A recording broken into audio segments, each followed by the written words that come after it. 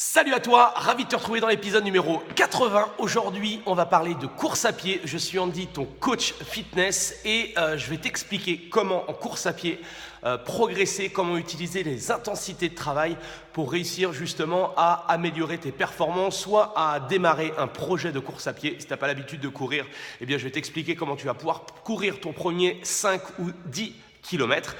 Et si tu es justement, si tu as l'habitude de courir un petit peu et que tu voudrais passer à la vitesse supérieure, eh bien je vais te donner entre guillemets des méthodes, des moyens de pouvoir justement améliorer tout ça, de pouvoir travailler un petit peu plus sérieusement. Et je vais t'expliquer un petit peu comment moi je fonctionne en tant que préparateur, en tant que coach pour aider les gens à s'améliorer en course à pied. Alors, j'ai sorti mon petit tableau blanc, d'accord. L'une des choses importantes déjà, c'est de regarder, je ne sais pas si tu as eu l'occasion de regarder les dernières vidéos que j'ai faites. C'était les mercredis, je t'ai parlé pas mal de tests. Pour moi, ce qui est important justement avant de démarrer tout projet avec une personne pour améliorer justement sa capacité à courir mieux, eh bien, c'est de savoir un petit peu son niveau physique. Donc toi, il faut que tu partes déjà de ton niveau. Ça, c'est super important, d'accord. Je ne sais pas si tu arrives à voir, je ne sais pas si j'écris assez gros, mais il faut que tu partes de ton niveau physique. Donc ce qui est important pour moi quand j'essaye d'établir des programmes d'entraînement, c'est de me baser sur la VMA. Je te rappelle rapidement ce que c'est que la VMA, c'est la vitesse maximale aérobie. Donc c'est une donnée en fait qui est utilisée par tous les coureurs justement. Ça nous donne un point d'évaluation, un point de notre condition à un instant T. Et donc, à travers cette VMA, eh ben, on peut s'amuser justement à augmenter la VMA. Et c'est l'objectif. Pour te donner un ordre d'idée, les meilleurs Kenyans, Éthiopiens sont aux alentours de 24 à 25 km/h. Donc, ils ont une VMA assez énorme. Donc, toi, ça doit peut-être te parler si tu as déjà fait des tests. Si tu n'as pas fait les tests, tu peux regarder un petit peu les dernières vidéos que j'avais parlé sur cette chaîne-là. Si tu n'es pas encore inscrit, tu peux le faire en bas à droite. Tu as le petit onglet s'abonner, comme ça te permettra de recevoir tous mes meilleurs conseils chaque jour. Et si tu veux regarder les précédentes vidéos, il suffit d'aller dans ma bibliothèque de vidéos et puis de pouvoir justement regarder. Donc je te parlais qu'il y avait différents tests qui nous permettaient justement de savoir cette VMA-là. Et donc une fois qu'on a la VMA, eh bien, comment on fait justement pour travailler en intensité? Alors nous, je vais te montrer un petit peu le schéma relativement simple, hein. Je ne vais pas te faire un cours comme je peux le faire en formation, parce que je suis également formateur. Là l'idée c'est de vraiment te schématiser. On va dire 3, 1, 2, 3, 4 et 5. Donc en fait, on va quadriller ça en 5 zones. Une zone, 2 zones, 3 zones, 4 zones, 5 zones. D'accord? Ensuite, ce qu'il faut que tu comprennes, c'est que notre VMA, d'accord, c'est notre 100%. Donc 100%, on va être ici. Le 100%, ça va être le plus haut. D'accord? Le plus bas, pour schématiser, on va être à peu près à 50%. Donc si par exemple, imaginons que tu aies une VMA, on va faire ça simple, de 20 km/h. Ok, 50% de ma VMA, donc 50% de 20 km/h, eh bien, par exemple, l'idée, ça sera d'être à 10 km/h. Tu vois le concept, c'est relativement simple à comprendre. Donc, pour être dans la zone 1, on va être aux alentours de 50 à 60, d'accord? Donc là, je vais mettre 50-60, 60-70, 70-80, 80-90, 90 jusqu'à mon maximum 100. D'accord? Ça, c'est pour schématiser dans les grandes lignes. C'est pour vraiment t'expliquer comment ça fonctionne. Et à chacune des zones, eh bien, forcément, tu vas travailler de manière soit plus longue, soit beaucoup plus intense. D'accord? Donc, si tu te situes entre 50 et 60% de ta VMA, eh bien, ça va être relativement, entre guillemets, simple, d'accord? Là, l'objectif, c'est, pour les personnes, si tu démarres aujourd'hui dans la course à pied, on va se situer dans ces pourcentages de travail-là, d'accord? Donc là, l'idée sur ces zones-là, ça va être justement de travailler longtemps, mais avec une intensité de travail relativement faible. Donc là, c'est très bien pour, voilà, redémarrer un projet sportif, redémarrer la course à pied ou démarrer un projet de course à pied. Bref, ce sont des intensités qui vont nous permettre justement d'y aller tranquillement, sans vouloir se blesser, sans mettre trop d'intensité et de pouvoir justement préparer son corps aux prochaines séances d'entraînement qui vont être peut-être un petit peu plus difficiles. Donc ça, c'est la première zone. Ensuite, la zone numéro 2. Ici, on va donc entre 60 et 70% de ta VMA. On va commencer tout doucement à rentrer dans de l'endurance, enfin moi ce que j'appelle de l'endurance fondamentale.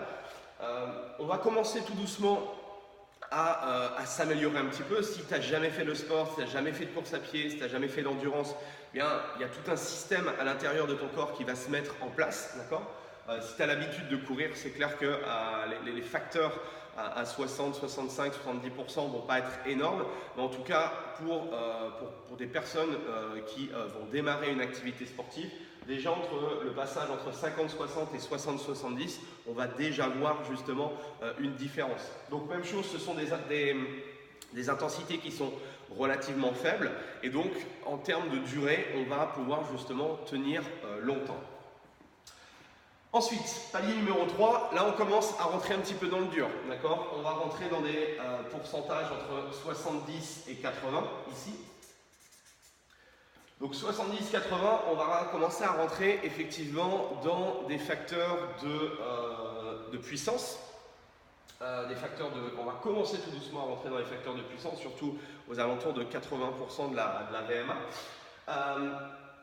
Là, ce qui est vraiment intéressant, c'est que même chose, là, il va falloir commencer à réduire le temps de travail, d'accord, et se concentrer justement beaucoup plus sur l'intensité. Donc là, c'est vraiment une phase de transition entre la zone 1 et 2 et ce que je vais te parler après sur la zone 4 et 5. Ensuite, zone numéro 4, on va se situer donc sur le travail entre 80 et 90 sur des hautes intensités, ce qu'on appelle vraiment de la haute intensité.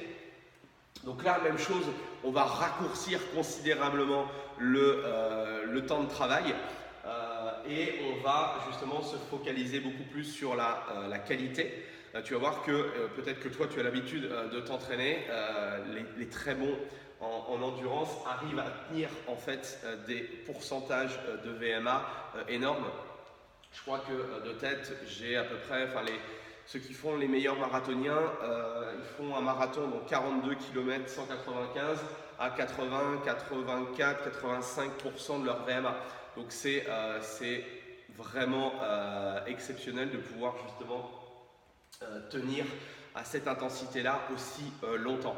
Pour le commun des mortels, on n'arrivera pas à tenir 40 km comme ça. Mais en tout cas, l'idée, ça va être justement de commencer à adapter les séances d'entraînement, à adapter son corps, à pouvoir justement monter à des intensités aussi élevées. Et on finira donc sur la zone 5, entre 90 et 100, où là, on sera vraiment proche de notre 100%, on sera entre guillemets à la frontière entre l'aérobie et l'anaérobie. Donc là, on sera vraiment très clairement sur la zone 4 et la zone 5. Si tu veux améliorer ta VMA, si tu veux améliorer ta condition physique générale, effectivement, il va falloir s'amuser à un moment donné à travailler à des intensités aussi élevées. On ne va pas le faire n'importe comment, on ne va pas le faire au début quand on n'a jamais couru, quand on n'a jamais fait de travail d'endurance. Mais l'idée, voilà, schématiquement, pour que tu comprennes vraiment au niveau des intensités, tu peux déjà partir sur ce schéma-là. Tu verras que dans les autres vidéos, je vais continuer avec toi, je vais continuer à t'argumenter. Je te donnerai, même chose, une fiche peut-être d'entraînement qui t'explique comment tu peux justement t'entraîner à l'aide de ce tableau-là.